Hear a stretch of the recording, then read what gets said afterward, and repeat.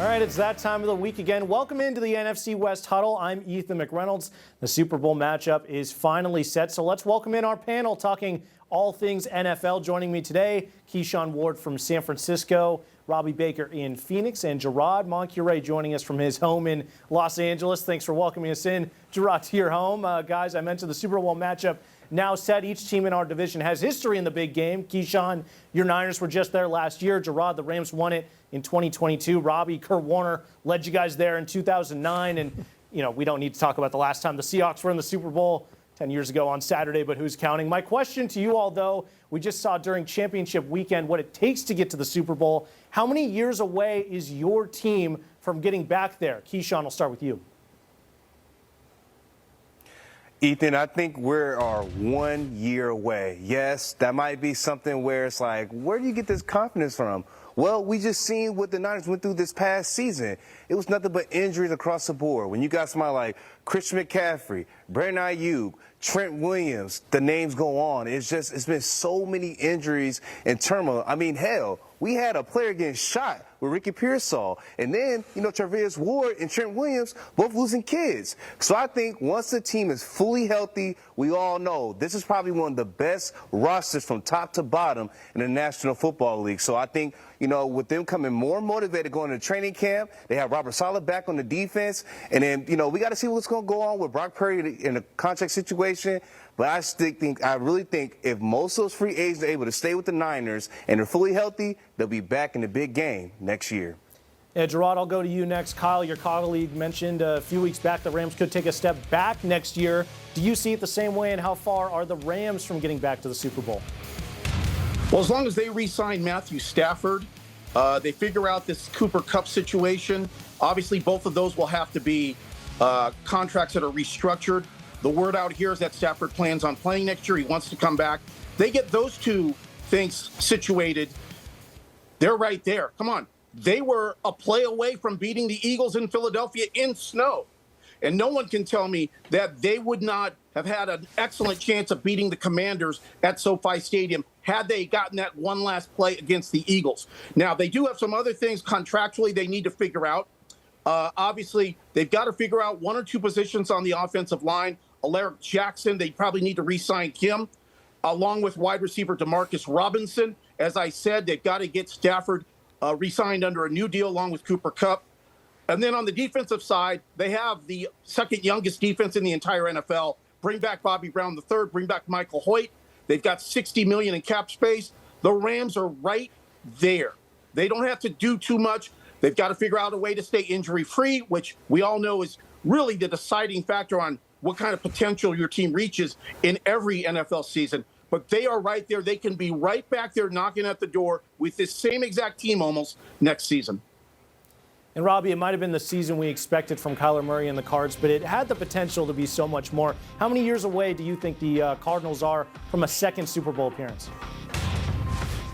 I would love to say it could come soon. I think realistically it may be 8 to 10 years away. And I say that because I know my colleague Richard Sines gives you guys a hard time in Seattle saying Geno Smith is not that guy. Well, we're going to find out next year if Kyler Murray is that guy for the Cardinals, because if Kyler Murray cannot lead this Cardinals team to the playoffs this coming season, this next season, then it may be time to look at a reset at the quarterback position. And if they go down that path, then that resets your Super Bowl timetable as well. If Kyler Murray can take the next step, if they can figure out that offense, they can get Marvin Harrison Jr. more involved, make him a true number one threat. They're going to have a lot of cap space, just like Gerard mentioned with the Rams. The Cardinals are going to be in a position to add pieces. If they add the right pieces and Kyler Murray takes a big leap this year, then maybe the Super Bowl can come quicker. I'm just not overly optimistic that's going to happen. Yeah, all eyes on Kyler Murray heading into next season. For the Seahawks, there were a lot of positives to take away from Mike McDonald's first season as head coach, namely the defense improving from 30th in the league in yards allowed up to 14th. A drastic improvement there, but there's still a lot of work to be done. Yes, the Seahawks were just one win away from a playoff appearance with a rookie head coach. Just win that Giants game. Just don't throw 2 red zone picks against the Rams and you're into the playoffs. But would this team actually have made any noise in the playoffs? I don't think so. There's a big difference between making the playoffs and actually contending for a title. And I think this team still has some work to do to get to that point, particularly on the offensive line. It's been about a decade since anyone in Seattle has felt confident about that group. So the question turns to, how much trust do you have in general manager John Schneider that he can turn that position group around? Because of his inability to do so for the past several years, I think the Seahawks are at least 2 years away from seriously contending for a ring, probably more so past that. I think they can win with Geno Smith, unlike Richard Sines at quarterback, but not without a competent offensive line. All right, next topic. Josh Allen fell to Patrick Mahomes once again in the playoffs this past weekend. 4 of his 6 playoff losses are to Mahomes and the Chiefs. He's never gotten past them in the playoffs. We all know the cursed playoff history of the Bills and them losing 4 straight Super Bowls in the 90s. Do you guys think Josh Allen will ever take the Bills to a Super Bowl with Patrick Mahomes in the same conference? Robbie, I'll start with you. I do think he will get there eventually. This kind of feels like we're reliving Tom Brady and Peyton Manning, right? Because those Colts teams were always so great in the regular season, and they'd go up against the Patriots in the playoffs, and Tom Brady and Bill Belichick and that Patriots monster would always end up coming out on top. The tricky part for Josh Allen is, okay, well, eventually maybe he'll get past Patrick Mahomes, but you look at the other quarterbacks that also haven't gotten past Patrick Mahomes. Lamar Jackson has not gotten past him. Joe Burrow did once, and he's never got back again to the Super Bowl. So it's not just Josh Allen when you look at the AFC. It's Patrick Mahomes, and then there's another big kind of contingent of kind of 1A and 1B quarterbacks that Josh Allen will have to make his way through to get to a Super Bowl. But I think ultimately, by the time it's all said and done, I think Josh Allen will eventually lead the Bills there to the promised land. Yeah, I love the Brady-Manning comparison, and similar to that rivalry, each game between Mahomes and Allen has been an absolute classic. Keyshawn, I'll go to you next. Do you think Josh Allen can take Buffalo to the promised land? Yeah, I'm going to sound just like Robbie because he's right. This is similar to what Peyton Manning went through in the 2000s. At one point, I believe he was 1-4 against the Patriots in the playoffs, and it all just takes that one win for them to finally get over the hump. Because after Peyton beat Brady in the AFC Championship in 2006, I don't think Brady beat Peyton in the playoffs ever since that moment. And Robbie brought a great point. There's 4 quarterbacks. They're all the same age. When it's Patrick Mahomes, Josh Allen, Lamar Jackson, and Joe Burrow. They're all 28 and 29 years old. So, yeah, it's looking kind of murky for Josh Allen to get to a Super Bowl. But I just think he's too talented. And then who knows? Maybe a Joe Burrow gets back into the playoffs and he takes the Chiefs out. And now it comes down between Josh Allen and another quarterback. So I think, in the next 10 to 15 years, Allen will make a Super Bowl at least one time. You guys naming all those AFC quarterbacks. I'm very happy that we're playing in the NFC over here. I'll go next, seeing what Josh Allen was able to do this year with losing Stephon Diggs and other weapons and still putting up an MVP-type season. Gives me a lot of confidence that whoever the Bills put around him, Allen will make it work and give Buffalo a chance to win a championship every single year. Even with the Chiefs making it to another Super Bowl. We talked about it all through the playoffs. It felt like this was the most vulnerable the Chiefs have been in a while. With all the one-possession games they were able to skate by and win in the regular season. I can tell you as a Mariners fan, somebody that follows the team and covers them, a team that had the best record in one-run games and hung their hat on it for a few years straight, only for it to flip on them last season. It doesn't last, and it's not something you can rely on. I think we're beginning to see the Chiefs become mortal, and the Bills seem to be trending upwards. Bills fans, I don't think you'll have to wait much longer for Josh Allen to deliver and bring a Lombardi trophy to Buffalo. Gerard, I'm going to go to you now. What are your thoughts on Josh Allen? Well, Ethan, I'm going to agree with you. I don't know if they're going to win the Super Bowl because, as people from Buffalo know, getting to the game and winning the game are 2 completely different things. But I will say this. You've got to remember, they were a Dalton Kincaid drop. Now, it wasn't an easy catch, but it was a catchable ball from at least a tie, okay? And they still had time. He catches that ball. It's first down. They're going to probably at least get 3, push the game to OT, or they're going to go down and win the game. 1 play away, again, from being right there. Now, if offensive coordinator Joe Brady calls a better game, let's face it, that push was not working. They were not executing. How many times did we see them try and run it against the Chiefs? 3 or 4 times? Ridiculous. Better play calling. And Sean McDermott also, in that last play where Kincaid dropped the ball, they obviously did not have the right protection for Josh Allen. So it's a combination of a little bit of execution and some better coaching. probably would have won that game, or at least given them a better opportunity to win the game that we just saw last week. So they're not far away. Now that gets them to the game. Winning the game is a whole different issue. It's hard to win it when you've never been there before. They lost the 4 straight in the early 90s. So, as I said, getting there, I don't think they're far off at all. I think it's going to happen. To win it, that's a whole different issue, though. Yeah, Bills fans just reliving those 90 memories over and over. Not fun. And then let's go to the other side. The NFC, the Eagles blew out the Commanders to get back to the Super Bowl. But that matchup, it could be a heavyweight divisional battle for the years to come. Jalen Hurts and Saquon Barkley look like they're set to lead the Eagles for the foreseeable future. And Jaden Daniels, man, what a season. He has the potential to be a top 5 quarterback in the league for the next decade plus. Who knows? So who do you guys think wins more division titles over the next 10 years? Are you taking the Commanders or Eagles? Gerard, I'll go to you first. What do you think? I'm going with the Commanders, Ethan, because I think, their upside is much more than the Eagles. You have to give the Eagles credit. They've gotten in, and that's all you have to do. That's the goal, to get in. But, they were a few, let's just say, in-family issues from probably not making it, and they got those straightened out enough to get there. I think that when it comes cap time, when it comes to guys needing to get theirs, they are going to be a lot further away than what the Commanders are going to be. The Commanders have their quarterback. They've got guys in place like Terry McLaurin. They've gotten a taste now. And when you have a taste, it's a lot easier for guys to buy in and for the ultimate goal to get there. The Eagles are in. Well, it's yet to be determined whether they actually win the game. But let's face it, the Chiefs are a monster. The Chiefs are the favorite. And the team that loses the Super Bowl usually goes backwards. That could be the Eagles in a couple of weeks. So I'm going to go with the Commanders. Their upside is higher. I see them winning more NFC East titles coming up in the near future. Yeah, some good points there. Robbie, I'll go to you next. What are your thoughts?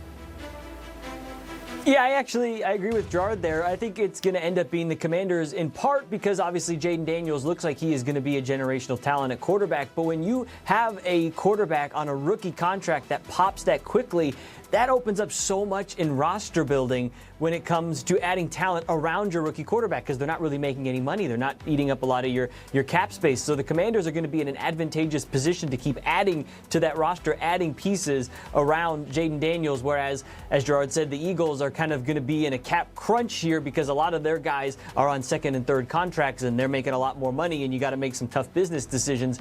But just from our standpoint out here in Arizona, too, it is still hard for me to kind of compute what Jaden Daniels is doing because I watched him with my own 2 eyes at Arizona State, and he was a great quarterback. But I never in a million years thought he would translate like this in the NFL. And similarly with Cliff Kingsbury. We watched him here as a head coach, and seeing what he's doing now with that Commanders offense, it's still kind of hard for us to wrap our head around. However, that marriage kind of works so perfectly there with the Commanders because those things did not work out here for us in the desert. But that is kind of the life of Arizona sports fans, right? We think we have nice things, and then those nice things leave, and they go on and they flourish elsewhere. Well, I will say, as a Seattle sports fan, I can definitely relate with the Mariners over here and the Yankees taking all of our guys seemingly every single year. But I'll go next. Honestly, I did not expect you guys both to pick the Commanders. I find it hard to bet against Saquon Barkley and just the talent that he is. But with the Eagles, it's hard for me to get past the reported rift between Jalen Hurts and A.J. Brown that surfaced late in the season. Gerard, you mentioned sort of the, surface or the bubbles on the surface with not winning and how that tension can rise. With this latest rift, team captain Brandon Graham said the two were no longer friends, Brown and Hurts. It was quickly squashed publicly. Graham apologized to the team. Everything might be good right now, but it's hard for me to believe that that's going to last. What ends up happening when the Eagles lose 3 straight? Brown isn't getting the touches that he wants, or they hit any other sort of adversity. They get upset in the playoffs next year, what have you. They've already shown that there's some tension in that locker room. I think what the Commanders have, as you guys have said, is much more sustainable. That clock is a lot fresher with Jaden Daniels on that rookie contract. Daniel Snyder out as owner. You don't have that hanging over the franchise. I'm going to give the edge to Washington for the next decade, but I really think it's going to be close and definitely a wildly entertaining rivalry to watch for the next many years, honestly. Keyshawn, where do you stand on all this in the NFC East? Well, Ethan, I guess I'm going to be the outlier in this conversation for two reasons. No, my number one reason is, it's kind of hard for me to anoint, Jaden McDaniels to being that top 5 quarterback because we just did the same thing with C.J. Stroud last year. Now, granted, Stroud, we found out he had a weird relationship with his offensive coordinator at the time, Slowick, it didn't work out. Slowick ended up getting fired. And I just want us to be careful because in the NFL, if you get 1 year of film on somebody, it kind of seems like the defensive coordinators, they figure out how to stop Jaden Daniels. So I don't want us to do it too fast. Say he's already a top 5 quarterback. Let's slow down. Let's see if he has a sophomore slump. I got to see it first to just say that the Commanders are going to be winning the NFC East for the next decade. And my second reason is it's going upstairs. I think that Howie Roseman and Jeff Lurie, they have done a wonderful job when it comes to orchestrating this roster. If you look at the Eagles' defensive line and offensive line, it's probably the best in the NFL, if not a top 5. And then look at the back end. They take a Iowa. No offense, a Caucasian corner, with Cooper DeJean. He's being one of the best rookies right now. I mean, they know how to, find talent. And then they found a Toledo corner. I forget his first name, but his last name is Mitchell, I believe. He had a wonderful rookie season. I don't know what it is. They just know how to find talent. And, when in doubt, they go look for Georgia Bulldogs, and that's why they have one of the best defenses. Now, you guys brought up a great point. The relationship between Jalen Hurts, A.J. Brown, and, Nick Sirianni in the mix. It's been very, very murky all year. But I just think that Howie and Jeff, they just know how to find talent, put teams together, and that's why they're going to always be competitive in the NFC East, for the years to come. It's funny that we're talking about this NFC East battle and how much of a laughingstock that division was just a few years ago, and here we are in the NFC West. Used to be the Kings, and a little bit of a weaker conference this year. Pretty funny, guys. All right. Let me just say this real fast. This Eagles thing, it reminds me of the Shaq Kobe years out here, where they have a ton of talent, but you just feel like, man, they are just a short fuse away from the whole thing just blowing up and it regressing. That's what the Eagles seem like to me. Absolutely. Ticking time bomb, it sort of feels like. We'll see how long it lasts for sure. All right, let's move on to our final topic for today. Patrick Mahomes, if you can believe it, he's playing in his 5th Super Bowl with a chance to win his 4th. He doesn't turn 30, guys, until September. This coming September. If Mahomes gets a 4th ring next Sunday, does that put him into the GOAT conversation? Robbie, I'll go to you first. Yeah, I thought I was doing well. I turned 30 a few years ago, and I got a dream job in my, hometown market, starting a family, bought a house. Now I feel like I'm a loser when I compare myself to Patrick Mahomes, He's got to be in the GOAT competition, though, right? I mean, they put up the stat, and if my memory serves me correct, he's got the 2nd most playoff wins as a quarterback, only to Tom Brady, and we just said it, he's not even 30 years old yet. Every year, Patrick Mahomes has been the starting quarterback of the Chiefs. The worst they've done is the AFC Championship game, and most of those games, they've even hosted it. So, and I don't know, we're not going to do Super Bowl picks yet, but I'll just say right now, I have a good feeling the Chiefs are going to come out on top in this Super Bowl because it's impossible to pick against Mahomes and Andy Reid. If he wins another one, I think he's already probably vaulted himself near that conversation, but if he wins, he's got to definitely be in it. Yeah, I completely agree, Robbie. For me, we absolutely need to be having this conversation. What Mahomes is doing is just, it's monumental. It's historic. Brady's the only one that's done anything like it. Mahomes can get his 4th ring this year. Brady didn't get his 4th until he was 37.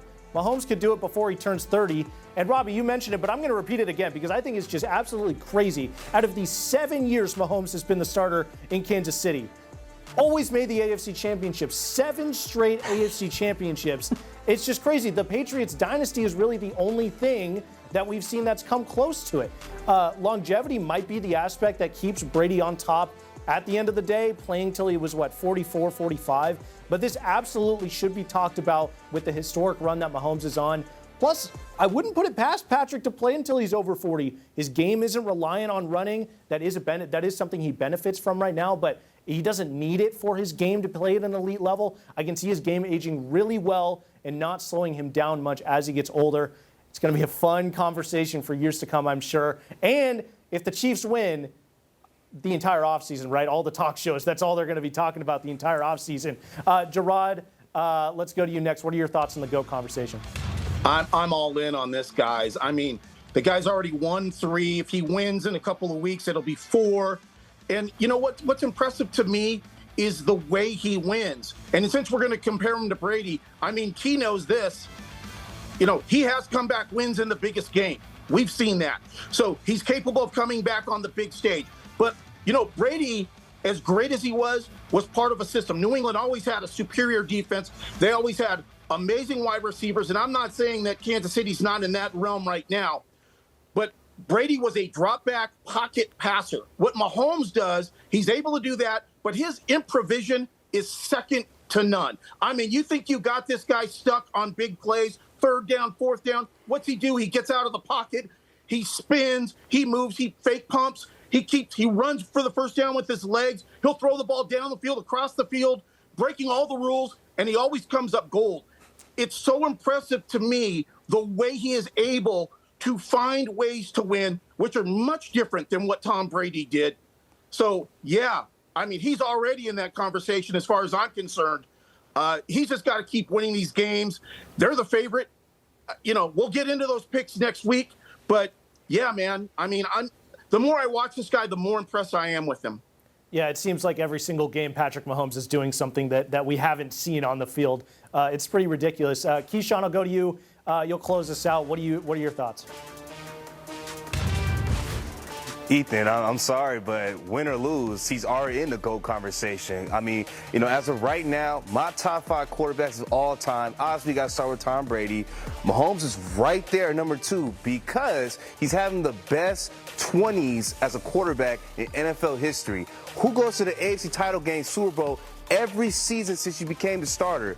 Unheard of. And then my number 3 is Peyton Manning, and then because, you know, he lost a couple Super Bowls, he won, but, you know, I think that as right now, Mahomes has been better than Peyton Manning when he's started off his career. Because we just talked about it earlier, Peyton could not get over the hump. And Mahomes is already the hump for most quarterbacks. And then my number 4 is John Elway. You know, he lost a couple Super Bowls before he finally won one in his late 30s with the Broncos in the late 90s. And number 5 is Dan Marino. I mean, he may not have a championship, but who throws 5,000 passing yards in the 1980s? And he ran into probably arguably the best assembled team, the 1984 49ers. So, you know, Mahomes has already had a better career to start off compared to all those quarterbacks. If he gets another, he'll be tied up with Terry Bradshaw and Joe Montana for the best, career for a quarterback. You know what?